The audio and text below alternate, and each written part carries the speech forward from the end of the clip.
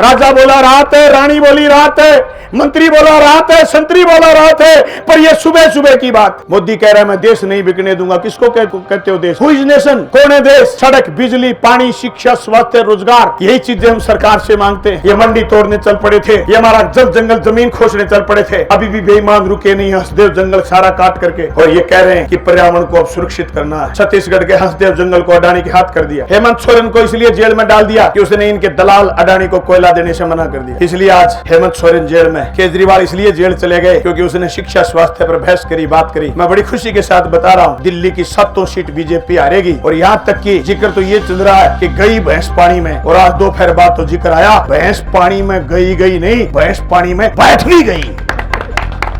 समझ गया? अकबरपुर गांव के सम्मानीय बुजुर्गों, नौजवान साथियों, प्यारे बच्चों, आपके किसान यूनियन के तमाम साथीगण, साथी मंगेश चौधरी, भाई दिनेश जी शिवाज, जिला पार्षद भाई संदीप, और हमारे बरवाड़ा के पार्टी सेक्रेटरी, तमाम साथियों का मैं धन्यवाद करना चाहूँगा कि आप लोकसभा के चुनाव में इस भयंकर गर्मी में गांव गांव गली गली जाकर के भाई जयप्रकाश और इंडिया गठबंधन के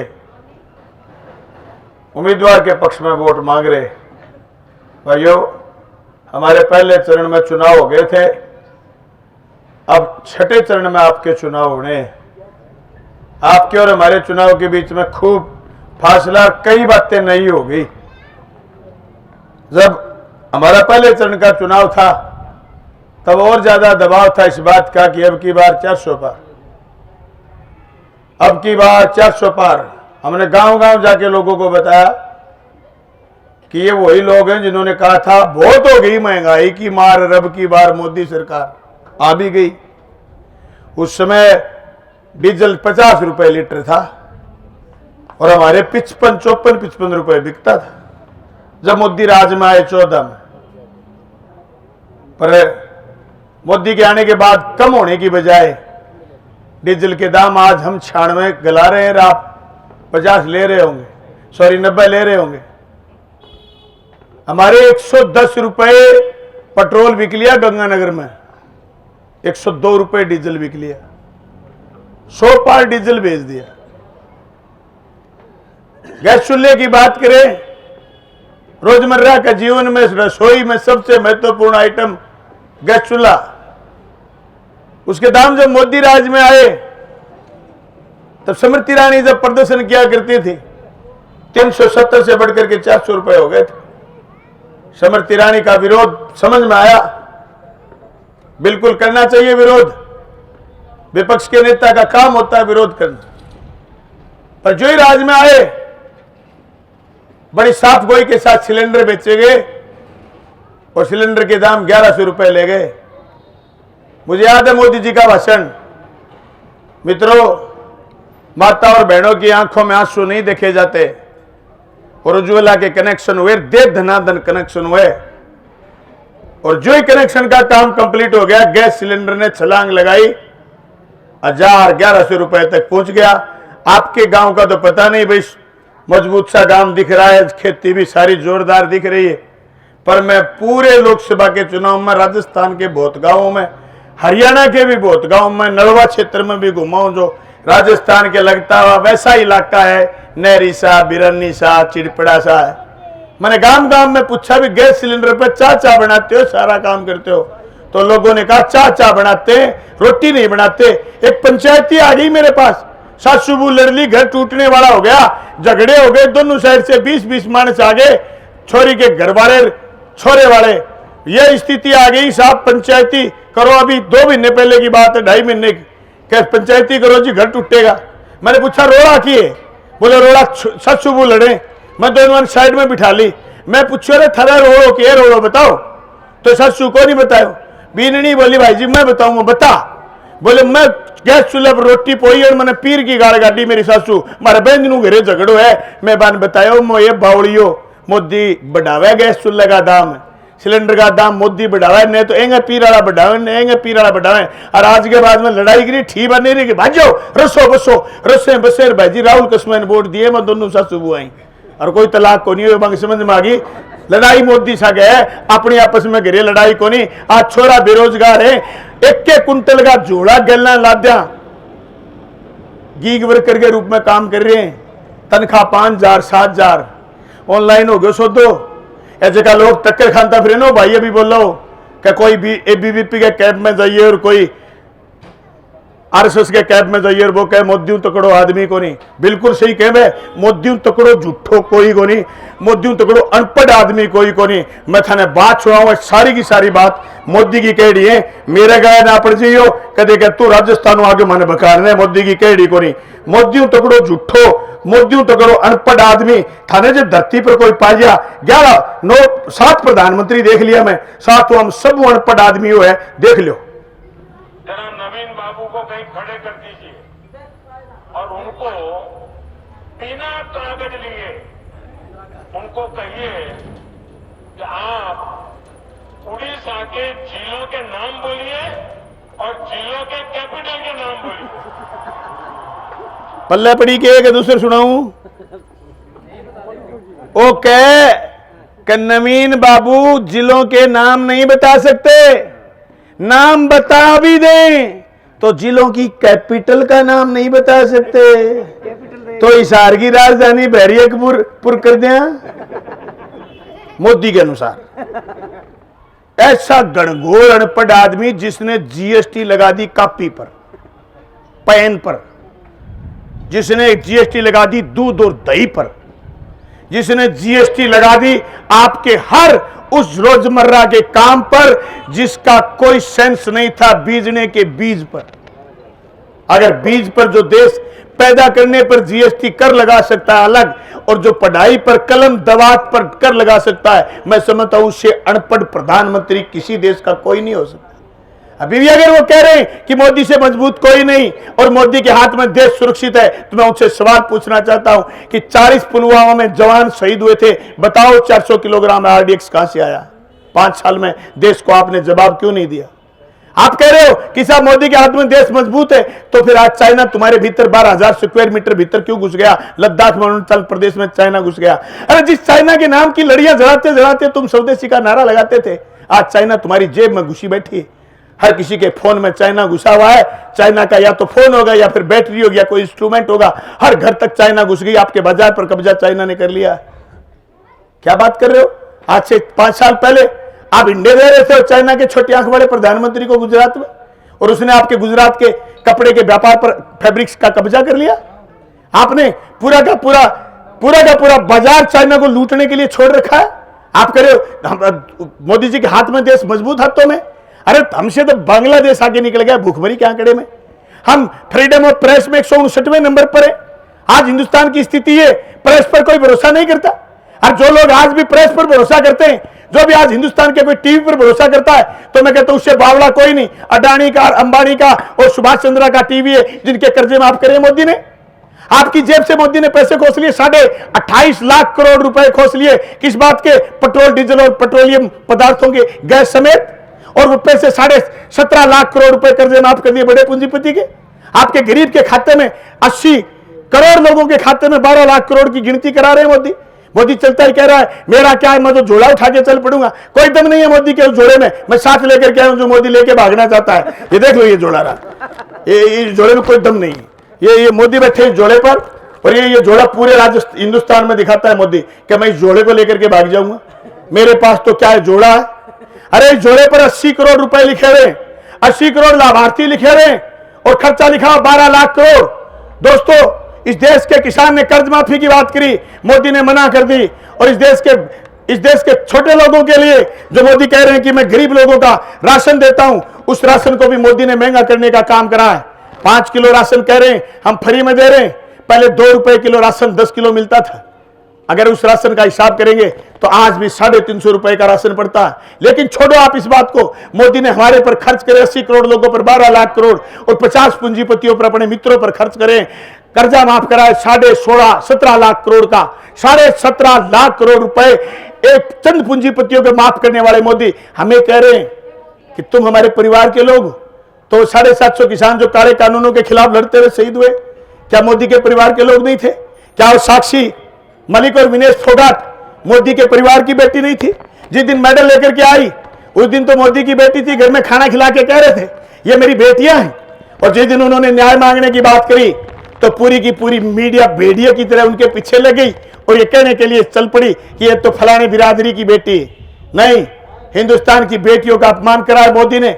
और हमारी साक्षी मलिक और विनेश फोगाट की छाती पर पैर रखने वाले भेड़िया आज कह रहे कि मोदी है तो मुमकिन है।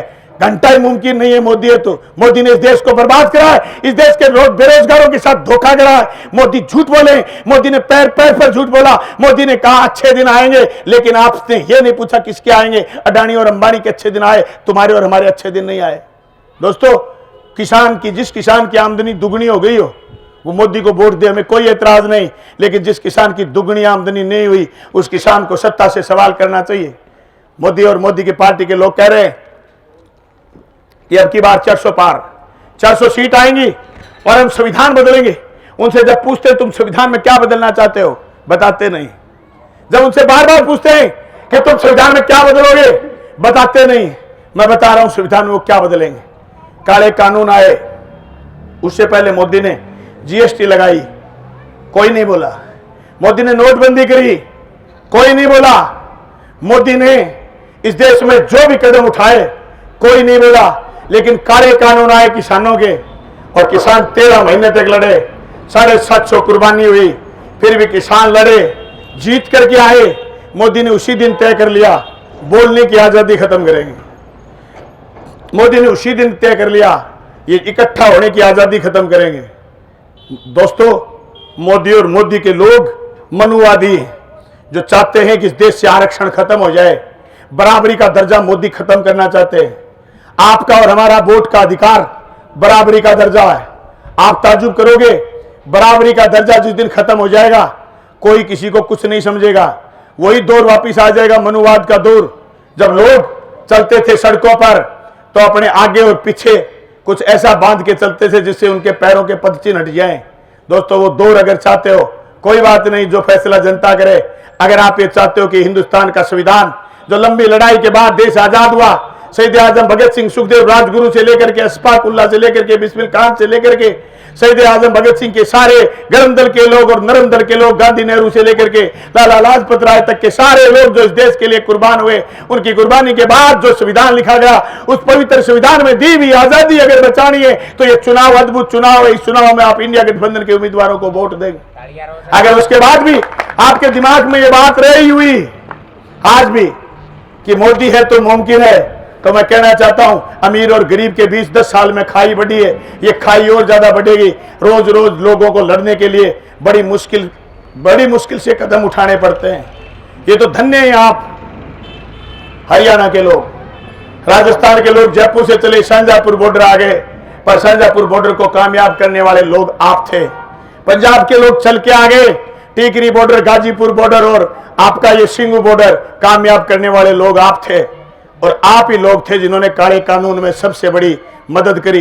जिस दिन बलवान पूनिया की कलम से इतिहास लिखा जाएगा इस आंदोलन का, मैं सबसे ज्यादा स्वर्ण अक्षरों में नाम हरियाणा की किसानी का, किसान सरदारी का लिखूंगा, क्योंकि आप ही वो लोग हैं जो हिम्मत के साथ पीपली में लड़े और राजस्थान की विधानसभा में बलवान पूनिया ने खड़े होकर के पीपली के किसान का समर्थन करा था। मैं आज आपसे इल्तिजा करने के लिए आया हूं, मैं आपसे एक गुहार लगाने के लिए आया हूं कि मोदी को हराइए।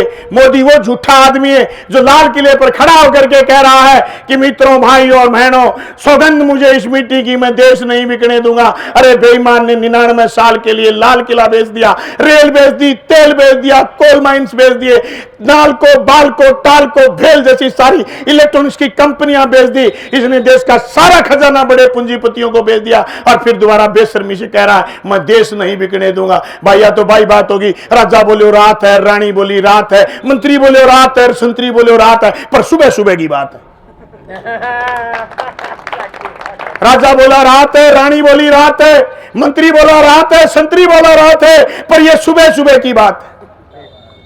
मोदी कह रहा है मैं देश नहीं बिकने दूंगा। किसको कहते हो देश? Who is nation? कौन है देश? सड़क, बिजली, पानी, शिक्षा, स्वास्थ्य, रोजगार, यही चीजें हम सरकार से मांगते हैं। ये मंडी तोड़ने चल पड़े थे, ये हमारा जल जंगल जमीन खोजने चल पड़े थे, अभी भी बेईमान रुके नहीं, हंसदेव जंगल सारा काट करके। और ये कह रहे हैं कि पर्यावरण को अब सुरक्षित करना है। छत्तीसगढ़ के हंसदेव जंगल को अडानी के हाथ कर दिया। हेमंत सोरेन को इसलिए जेल में डाल दिया कि उसने इनके दलाल अडानी को कोयला देने से मना कर दिया। इसलिए आज हेमंत सोरेन जेल में। केजरीवाल इसलिए जेल चले गए क्योंकि उसने शिक्षा स्वास्थ्य पर बहस करी, बात करी। मैं बड़ी खुशी के साथ बता रहा हूं, दिल्ली की 7 सीट बीजेपी हारेगी। और यहां तक कि जिक्र तो ये चल रहा है कि गई भैंस पानी में, और आज दोपहर बाद तो जिक्र आया भैंस पानी में गई नहीं, भैंस पानी में बैठ भी गई। समझ गया? सीधा खींच जाओ, यूपी का नहीं। ये स्थिति। मैं तमाम किसान साथियों को एक बात कहना चाहता हूं, भाई आपने 2 बार गलती करी और हर गलती की सजा है।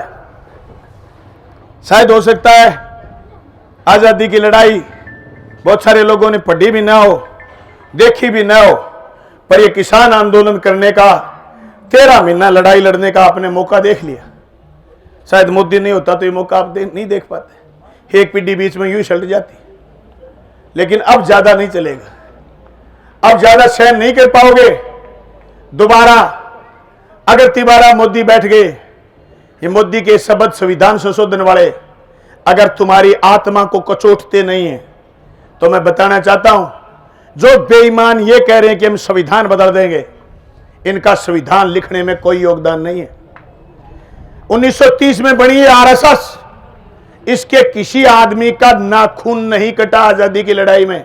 इनका एक आदमी जेल में गया था, सावरकर, वो भी महारानी विक्टोरिया से माफी मांग के आ गया और 60 रुपए महीने की पेंशन पाया।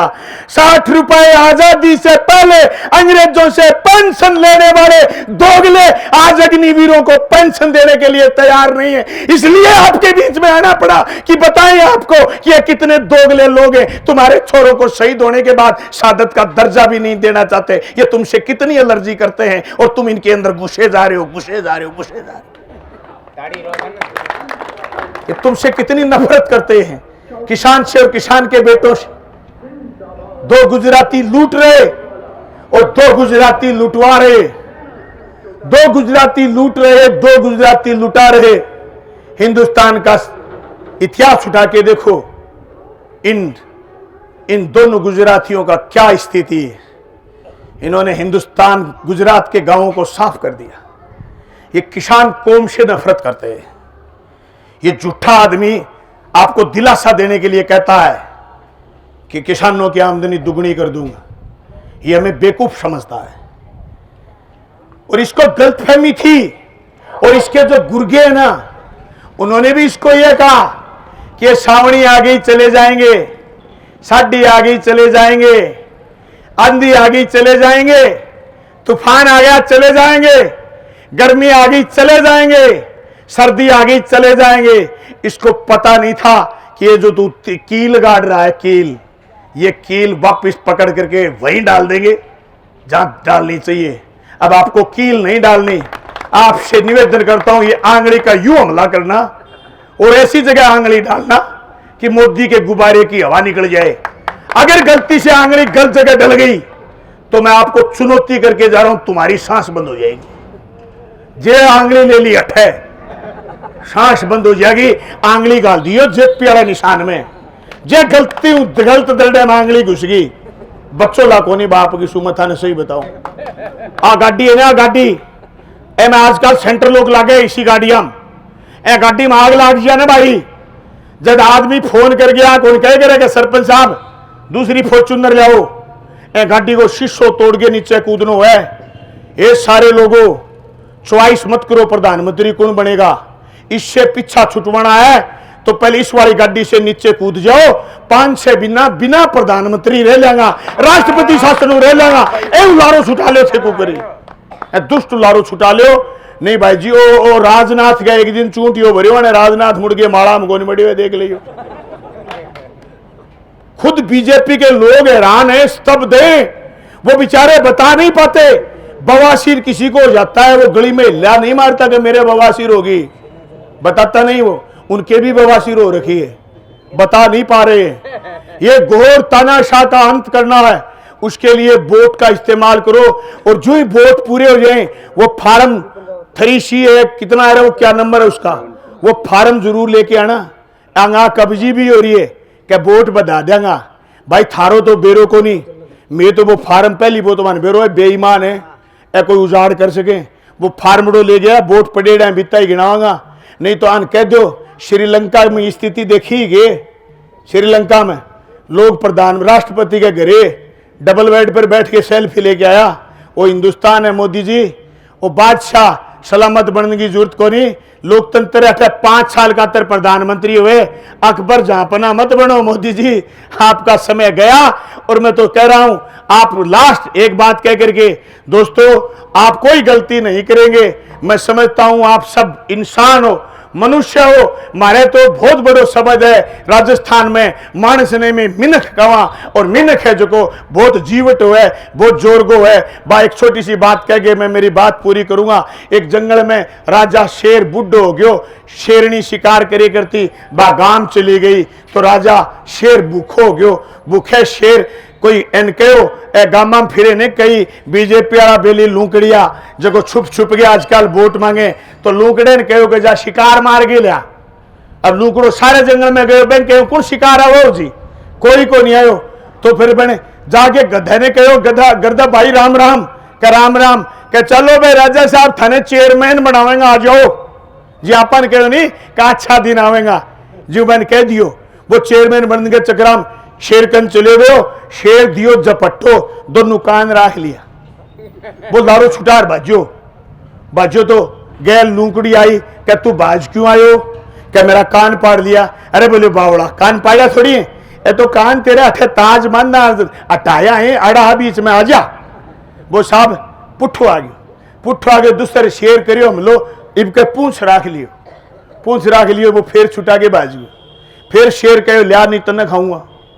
बा फिर गई जाके बोली कि भाई क्यों बाजे हो, बोले मेरे पूंछ राख लियो। अरे बोले बावड़े गे तेरे सिर पर ताज बांध गए तने कुर्सी पर बिठावा जो पूंछ अड़ा आ रे ए बात करते तेरे पूंछ हटाए है आजा। भाई जी वो तो गद्दो हो तीसर चले गयो। भाई जी गद्दो दुनिया में कोनी शेर बन खा गयो थे तो मानस हो भाई जी तीसर नाम जियो बे निशान गए सर।